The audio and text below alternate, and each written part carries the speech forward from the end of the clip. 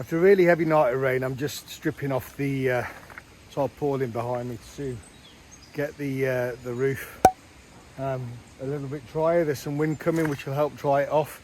While I've been stripping stuff away, I found this beauty here. Look at this toad. He's awesome. Where is he?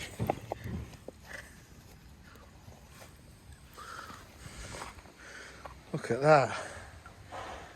Absolute belter. So I'll try and find somewhere to put him. Yeah, I'll put him there. Absolute belter. I like seeing things like that. It never ceases to amaze me how nature can find even the slightest advantage in and amongst a building site. We had a tarpaulin full of about 2 inches of water. Fantastic.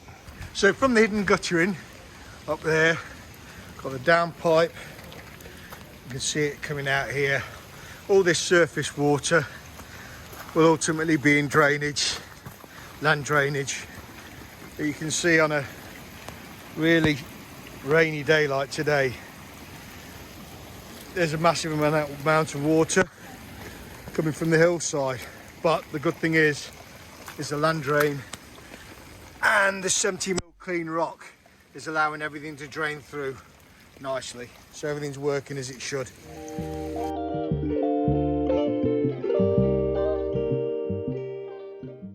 So what's happening today then, babe?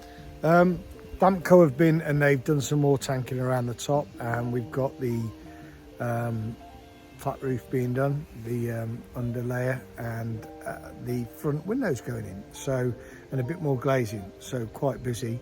And I've done a run to the tip, taking all the rubbish there. So that saved me a few quid. Busy boys.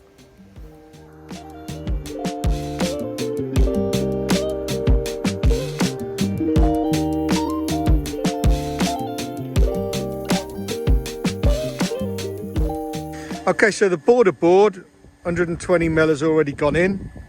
It's gone in like a brick bomb pattern. This is inside, and Nigel's just measuring up the lengths.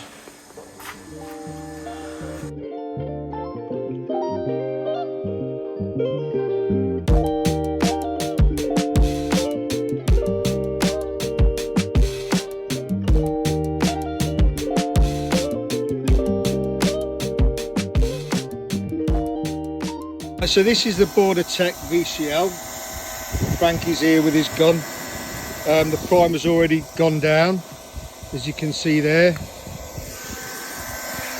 And now we're just putting it in and rolling it. And I think the trick is, providing it's hot enough and you see the bitumen roll out along the edge, it's correctly sealed. Is that right, Frankie? That's correct. Not a good start to the new year. It would appear that we have quite a lot of water that is somehow getting in to the build, despite everything being closed up now with windows, etc. So it's one of 3 potential causes. 1, the tanking system is failing. 2, the roof is leaking. Or 3, which we think might be the case, is the water is finding its way from the outside of the ICF building and seeping through the tiny gaps and coming in, which is also a nightmare. Today we've got the digger in. Glyn's back on site because unfortunately we've got a leak in the tanking. So until we get out there and find out what's going on, we can't put all the floors in downstairs. So what I'll do is I'll just go down and show you how Glyn is working at the moment. Alex is digging out, bless him.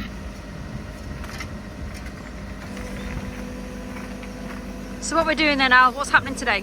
We're messing about. We're digging out the 70mm clean there, and we're going to expose this geotextile, pull it back, and then have a look at the tanking underneath and understand why it's failing. And then when we can see that, then we'll better understand what system we can put in place to stop the water coming in. The geotextile's done its job. It's prevented any damage, but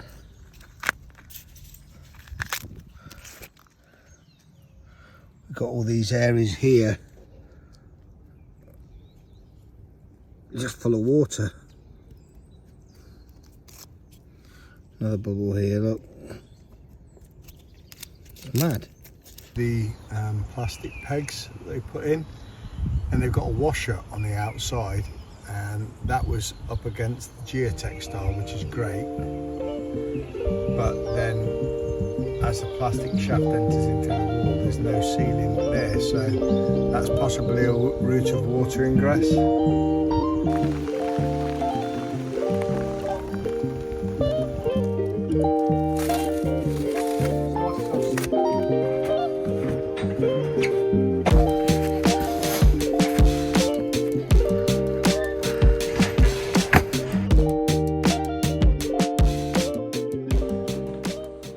Internal tanking going in. Right, Monk, so what are we up to today? In this shit weather, we are messing around with Chinese ply. I don't know what the quality's like. Seems It okay. looks good. It looks nice. It looks but really whether nice. There's going to be any delamination, I don't know. But anyway, I've measured up here, 2025. So these are standard 8x4 sheets. So I'm going to cut that to size. I'm going to go down the far end that you can see there, put the first course on.